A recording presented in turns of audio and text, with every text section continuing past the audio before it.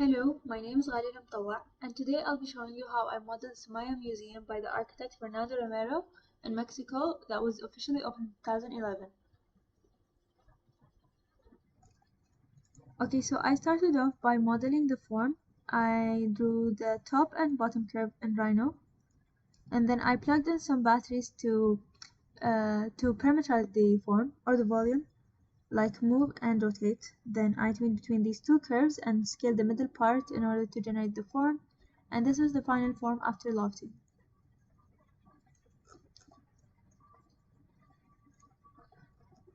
Then I reversed the surface and used the Python script to generate the extended facade, and used this extended facade to create triangle panels that I'll be using later to create the hexagon panels for the skin. Then I constructed mesh, which I'll be using for the kangaroo part later as a plugin for the goals, and this is the mesh that I'll be using. Okay, so moving on to the kangaroo part. The first battery that I used is show, and the second is the clamp length to specify the maximum and minimum length of the edges. Then the on mesh goal, which will help to stick the panels on the skin of the building. The fourth battery is the equal length to minimize the changes of the length of the edges of the hexagons, and same for the angles. As for the solid point collide, it's to stick the points of the edges of the hexagons on the edges of the surface of the building. And last is the hinge, to provide the to not make the hexagons overlap each other and to flatten them. So now I'm gonna turn on the solver.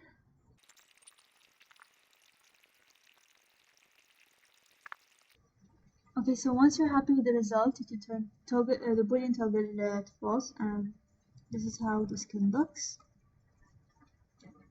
Okay, so for the next part is just to fix where the face or the surface meet. As you can see here, this is where the surface meets, and this is after fixing and joining the seam with the surface.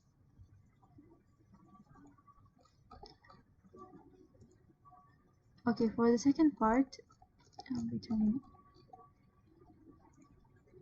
So as you can see here, there is an extension of the skin on the top and bottom.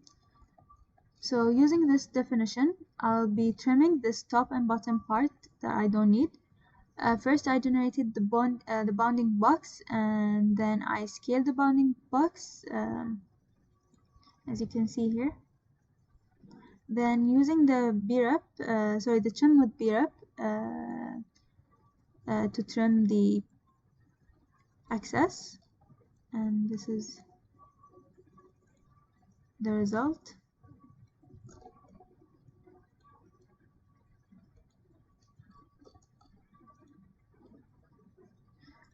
Okay, so as you can see here, there are some hexagons that are still open.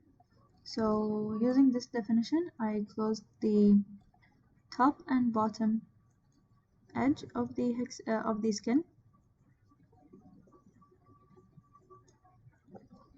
and that is how I generated the panels inside, which is using the offset curve loose and the fragment patch. And